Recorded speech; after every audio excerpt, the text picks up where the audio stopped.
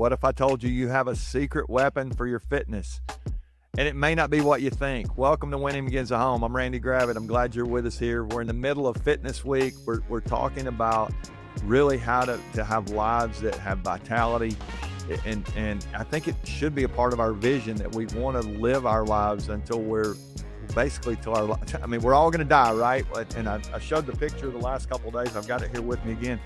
If you're watching on the YouTube channel, there's two ways for your life to end. It's like we can go downhill the last 30 years and we be in the doctor's office all the time and be on medication and really not be moving very much, have a sedentary life, or we can have a life that it's gradually going down just a little bit, and then it just at the end you're done. And I don't know about you, but I love the idea of having the energy that we need our whole lives to do the things that we want to do, to live the life that we want to live. Well, you do have a secret weapon here, and it may not be what you think. I said a moment ago, it's not.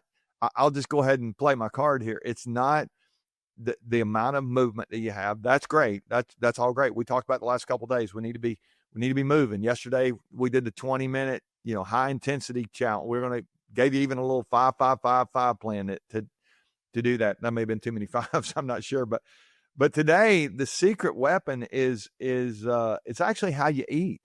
It's how you eat. And I've got a sister who's she's a personal trainer. She's the one who reminds me all the time, you can't not out exercise a bad diet. You can't eat garbage all the time and expect to feel good. You really can't. And we hear this all the time from all kind of fitness experts, and people will tell you all the time, you've got to have a focus on the way that you eat. If you put garbage into your body, I've heard this all, for years, garbage is going to come out. It's just not, you're going to feel like garbage, probably the way to say that. And Hippocrates, he's way back. This is old school now we're talking.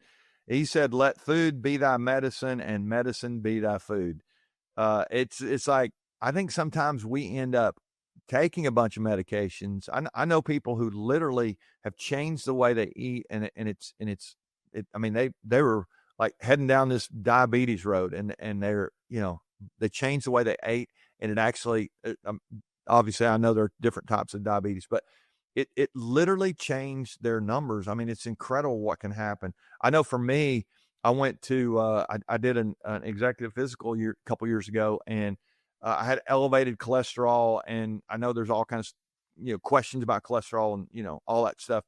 I'm not a doctor at all, but I know there were some tweaks I made to the way I was eating, and it actually changed my cholesterol numbers pretty drastically. It's pretty crazy what can happen if there's some things that you got to cut out of your, and not. Now, research shows, I mean, again, I want this to be somewhat baked in research here. I don't want to just be making stuff up on the podcast, but I'm constantly looking for stuff. And I found that this thing that shows that blood sugar spikes and crashes can actually affect our decision making and our emotional regulation. There are some people who are frustrated, they're angry, because they have anger issues. There are other people who they're literally irritated and irritable because they're eating too much sugar, and they're, I mean, as crazy as that sounds, it's like the spikes and ups and downs and ebbs and flows of life. And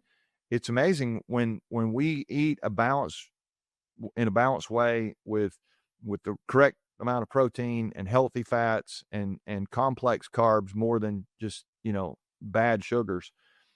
It stabilizes our energy levels. Our brain function goes up. I mean, it's amazing what happens. It shouldn't surprise us.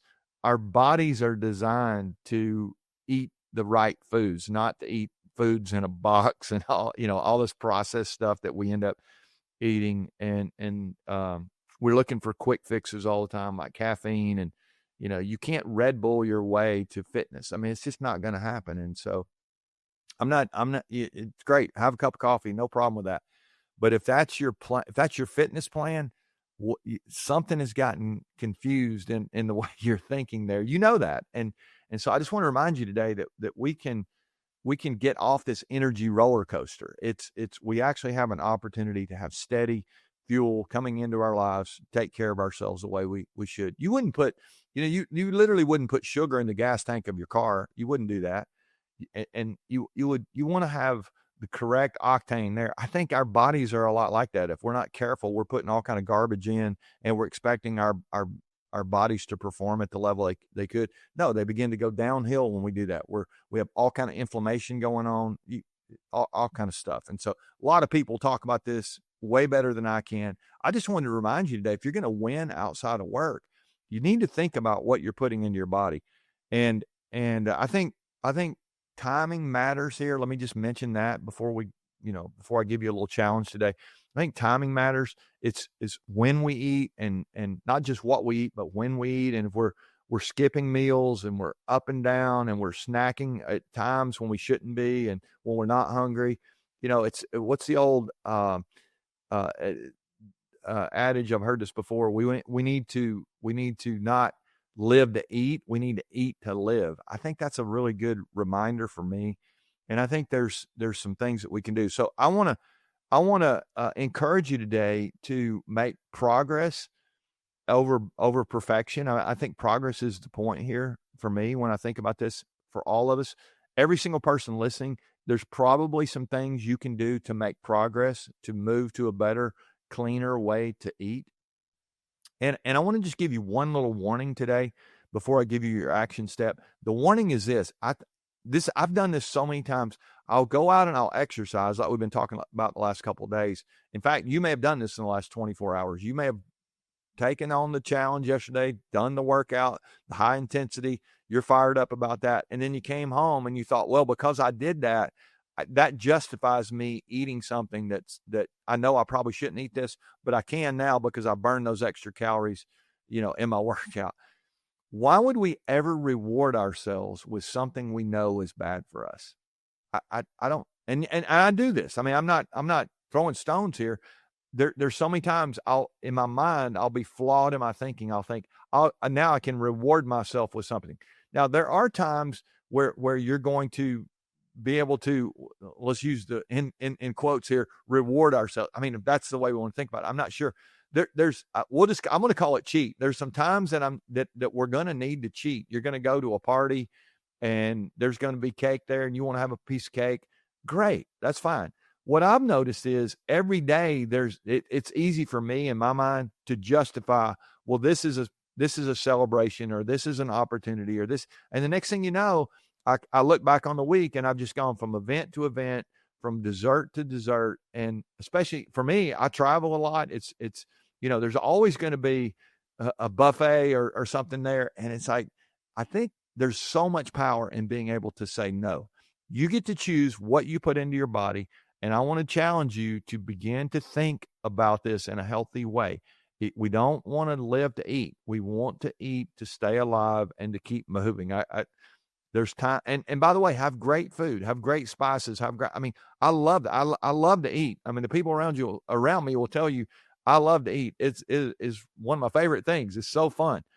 But I want to make sure that I'm not addicted to food. Again, you've got to think through this. And and that addiction for me shows up in, I went and did my workout, so now I get to come home and blow it all. I burn those calories, so now I can put them back in. I can't put them back in. I just need to make sure I'm putting them back in the right way. So here's the deal for today.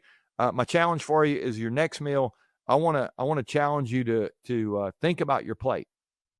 Now, you think, what about the plate? First of all, you might want to choose a smaller plate. I think I saw a thing the other day that said our plates are about 2 inches bigger than they were 75 years ago in the U.S. And by the way, our waistlines are probably more than 2 inches bigger than they were 75 years ago.